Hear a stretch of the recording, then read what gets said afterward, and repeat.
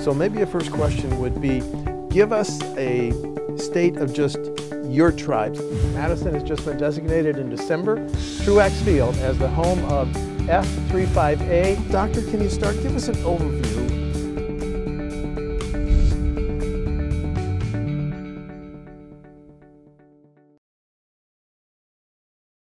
The Wisconsin Democratic Party will host its first online convention Friday. To preview that convention and to talk about the incredibly interesting time in not only Wisconsin politics, but American politics, I'm so grateful that Senator Tammy Baldwin has joined me from Washington, and 2nd District Congressman Mark Pocan. Where are you? Are you in D.C. in the great state of Cheesehead land? I'm in the town of Vermont, Wisconsin right now, so it's all good. Well, they're both wonderful places. Thank you so much for joining me. Before we get to the convention, let's talk about a 10,000-foot question. There are two major news events, COVID-19 and protests. How have they changed politics in this election year? Senator?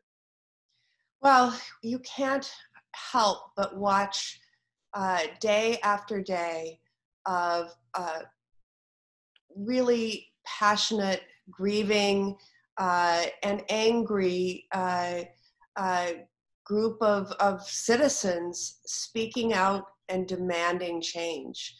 And this has been sustained, and this has been largely peaceful. And I don't think it's going away until we see protests moving to progress. It is, I think, a combination of obviously at first watching the murder of George Floyd, but I think that the systemic racism that that exposes has also been exposed by the COVID-19 pandemic.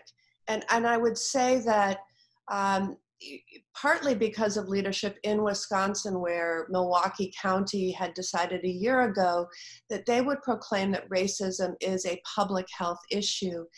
It was one of the communities that allowed us to see the disproportionate impact on communities of color, and then really understand that the disproportionate impact of the disease is because of so many underlying factors. So we have a moment right now that is sustained, and actually, I think, while we're working on substance now, I think it will be very, very influential when the elections come around in August and in November with the presidential election.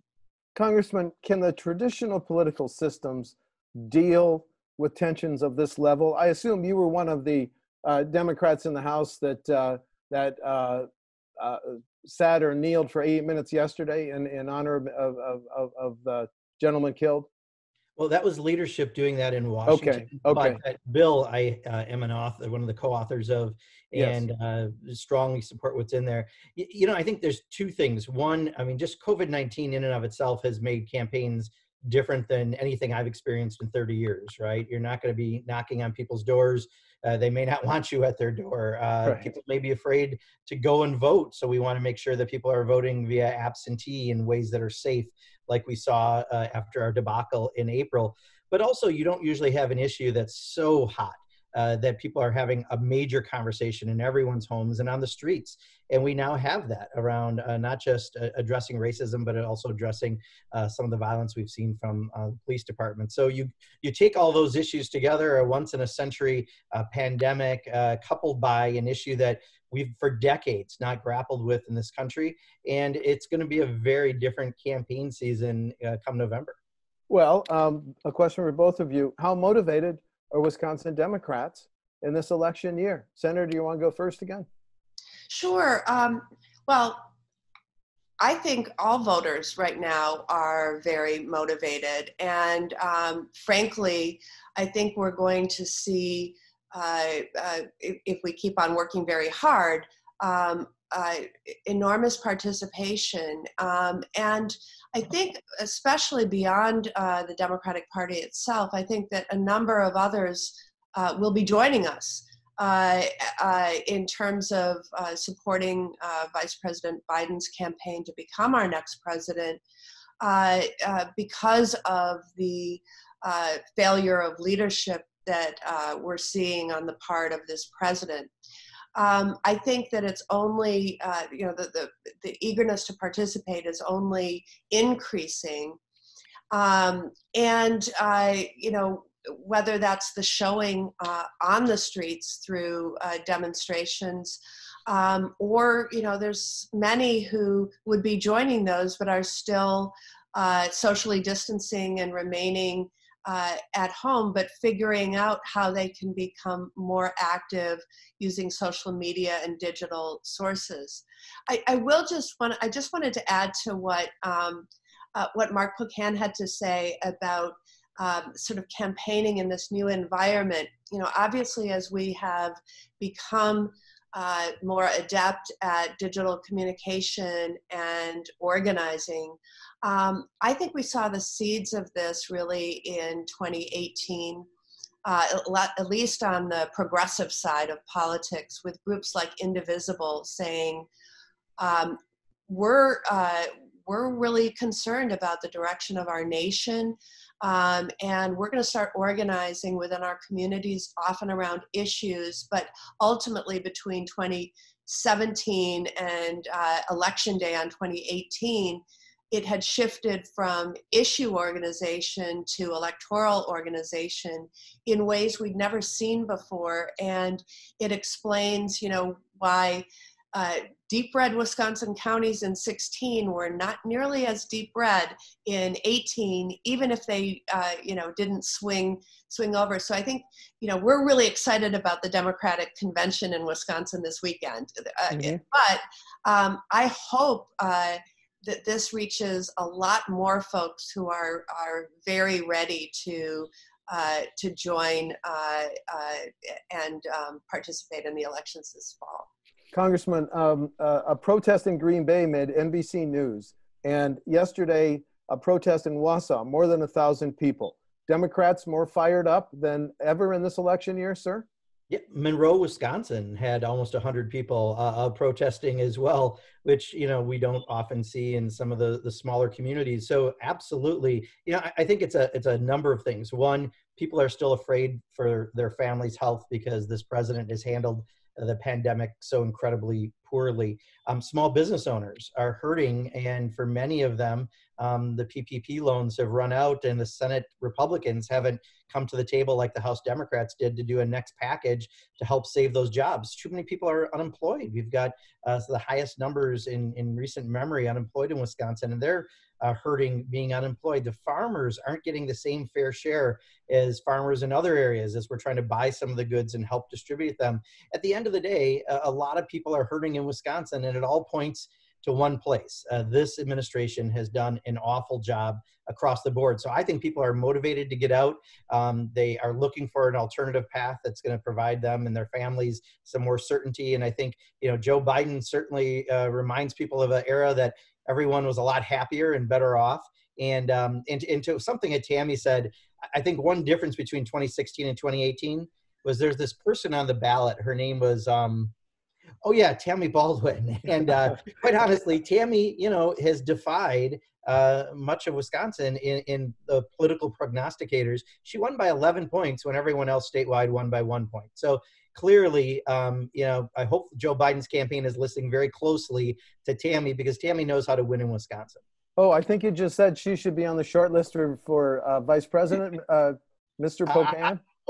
My short list is one person, and it's Tammy Baldwin, but she should be on anyone's short list, absolutely. Senator, are you on the short list, ma'am?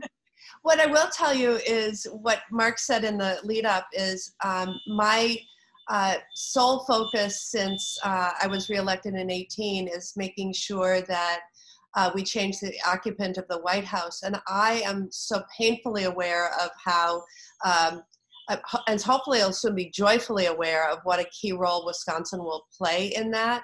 The Electoral College math does not work out unless Joe Biden wins Wisconsin. So I reached out to his campaign very early on to just talk about what we saw between 16 and 18 in Wisconsin and offered up as much advice as I could, and have continued in conversation with the Biden campaign. Anything I can do to help him win Wisconsin, I would happily do. And it must be an honor to be listed when all the pundits put your name on that list, Senator. It's not about that. It's about, we've just set forth some of the critical reasons why we need a change. We've had an utter failure of leadership. And I always want to distinguish between, this was a problem before coronavirus, BC. It was a problem BC. It is now much more visible with the coronavirus and with the protests in this country. But that tax measure was everything they said it would be. It is not. Whether it's their promise that it would help working people when the vast majority of the tax cuts went to the very wealthy and multinational corporations. They said, well, don't worry about that. It'll trickle down. Well, the big corporations did stock buybacks rather than reinvesting in their workers and their facilities and their training and their communities. And they said it also would pay for itself. And it's hard to make a $2 trillion mathematical error, but indeed they did. This was trade wars that have hurt our farmers and our manufacturers. All of this happened before the coronavirus. And then, we've just been so shocked and horrified. And, Joe Biden is the person to lead us. He was put in charge of the legislation we passed for economic recovery in the last major financial and economic crisis our country had. And it worked, maybe not as quickly as anyone wanted, but it worked to rebuild our economy. And he also has, such great personal empathy, having lived through, personal crisis, personal tragedy, and continue to serve the public every step along the way. He's the leader we need right now. Okay, I want to ask you, to both of you, give a short preview of your speech to delegates on Friday. Fire them up. What's at stake in this presidential election? Congressman, go first. Well, I don't know how long Tammy got. We got 90 seconds, so I could give you the whole speech, and I'm not going to. Okay. We were given a lot of time. All right. Because it's a little condensed. But, the message really is Wisconsin is so very important. We've got to change who's in the White House. But honestly, it's also making sure we don't have, we have a veto-proof. We don't want a veto-proof majority in the Assembly or Senate. Right now, Governor Evers has done so many good things addressing the COVID crisis and other issues. This is our opportunity to make sure that we don't fall 23,000 votes short this time. And I probably gave more than I needed to because it is a short speech. Senator, are you really only given? Are you really only given 90 seconds, ma'am? That's all I had. I was given 5 minutes. Okay, so maybe you want to give us 2 minutes. Okay. I was going to say, and I submitted a speech that was more than 5 minutes, and I don't know what they might cut. So I might tell you something that I shared that isn't played, but I'll tell you what I said. Go for it. First of all, I said, that together in 2018, we showed what Democrats can do when we're organized and we participate. Certainly, I said the stakes couldn't be higher and the choice couldn't be clearer for November of this year. And I reminded us, as I did just during this interview, that we do know how to organize during these times. I gave the indivisible argument, but let's say the Women's March. The day after President Trump was inaugurated, some millions of American women and men participated in women's marches. This was often organized by people who had never, at least, admitted to themselves that they were organizers. we can do this. And then, you know, a call to action. We can get involved today from home, from wherever we are, to be organizing and to be contributing to the build-up to participating in the November election. Senator, I want to ask you about recent developments. What does it say about President Trump's potential for being reelected when General Kelly, General Mattis, General Powell have recently, and even one of your fellow senators, Senator Lisa Murkowski, says she's struggling. What does that tell you about Mr. Trump's odds of getting reelected? Well, you know, there's always if the election were held today, they would be nil to, but we also know, especially with this president, to expect the unexpected. And so we don't know what's on the horizon. But specifically to your question, I have to say that General Mattis, our former Secretary of Defense under President Trump, who has so painstakingly avoided criticism of his former boss, with the rare exception of sort of explaining why he resigned, and he did resign, by the way, that to have him come out so forcefully with such detail about, well, in particular, I think it was the sight of the president gassing and assaulting peaceful protesters so he could have a photo op in front of St. John's Church, but also threatening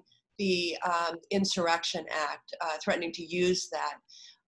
The idea of, you know, in the eyes of this general, of putting U.S. active duty troops on U.S. soil to confront U.S. citizens exercising their First Amendment rights was a step too far, maybe many steps too far. And I'm very grateful to him for deciding that this was a moment that he couldn't be silent. And I suspect we'll see some other major, I think, we heard something from George W. Bush the other day. Yeah. So I would not be at all surprised if there's a growing group of folks who say enough is enough. Okay, thank you very much. I want to respect both your times. Just two more questions. We'll start with Congressman Pocan. Mark, when you see the signs, defund the police, what's that message, and what do you support? Do you support that message, Mark? There's a lot of messages out there right now. The national groups that we're working with, the national civil rights groups, we've been largely working around the House Democratic bill, which is getting rid of chokeholds and no-knock warrants and keeping collection of police officers who are abusing their rights, people's rights. And we have a whole bunch of things that we've worked with them on. So we're putting that forward.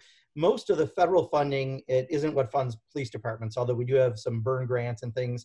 And we have taken some of that funding and redirected it to other priorities to provide more security for people and provide a better balance, I think, of making sure that everyone's rights are the same and treated the same. So that's really the priority we have. And in some cases, you look at the Minneapolis Police Department, and that was a police department that probably wasn't fixable. You needed to do something major to have something that's in place that'll treat all citizens fairly. So I think it may mean, you know, some different things to different people, but at the end of the day, what it means is the government, which is how police are funded through tax dollars, has to treat everyone with respect and equally. And that's why I've also introduced a bill to have standardized training around the country for police officers, because there is great inconsistencies. You should know what to expect. If you're having an encounter with a law enforcement officer, whether it be Georgia or Michigan or Wisconsin or California, it should be the same.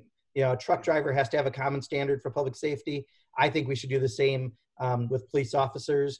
And I think our bill is a reasonable bill. And I think that between the Senate and the House, hopefully we'll enact some serious reforms. Senator, to someone who might respond to the defund the police signs by saying, who do I call if I have a burglar in my home, or I've just been involved in a serious accident and somebody injured?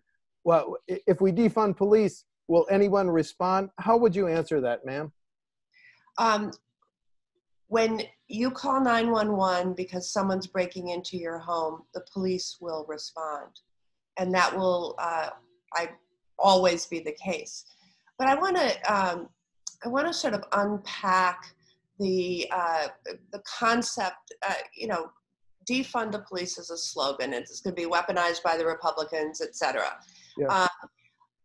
Let us think about what reimagining public safety means. And one part of the Justice and Policing Act that Congressman Pocan was just talking about is grants to localities to sort of help reimagine what is public safety. We ask and expect a lot of our police that goes beyond the sort of foundations of policing.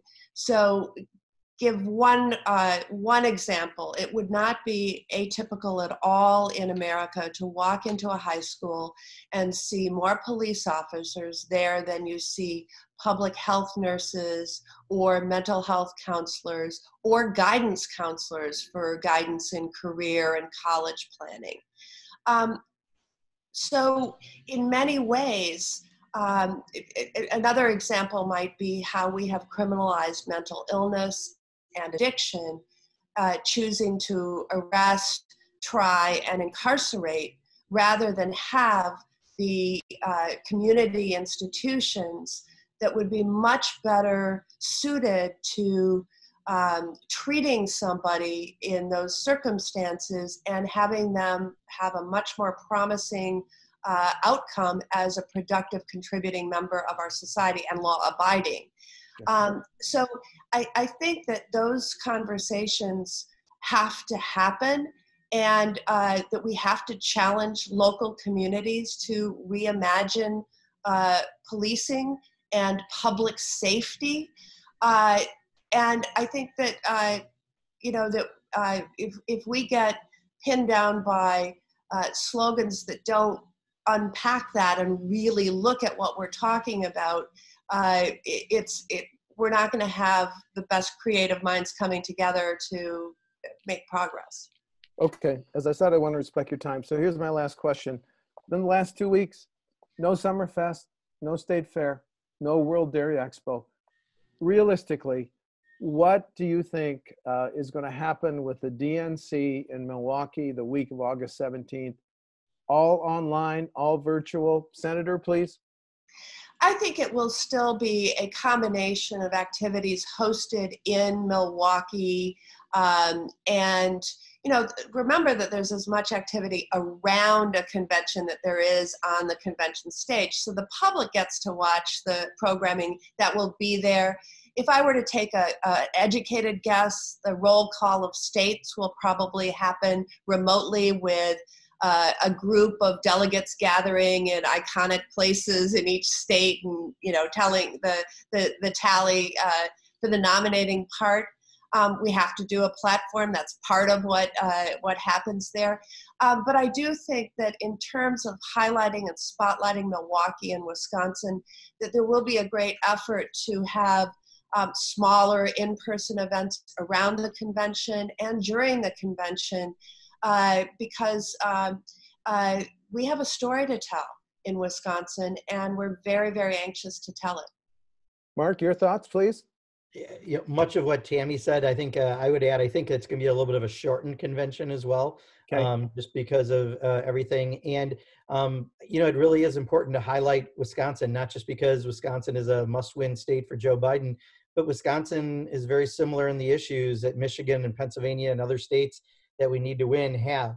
So I'm really glad that we're doing it in Wisconsin. Unfortunately, these conditions have not made it what we all had originally hoped for, but we're still going to make it a Wisconsin-based Democratic convention, and I'm sure of that.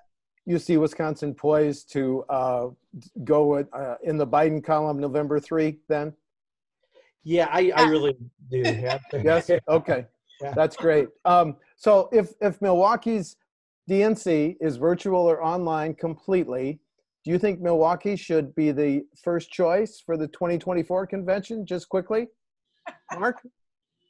Well, I would say Madison, but no, I think all those conversations will happen. Again, this is really unfortunate, and their team is trying to figure out how to handle all this.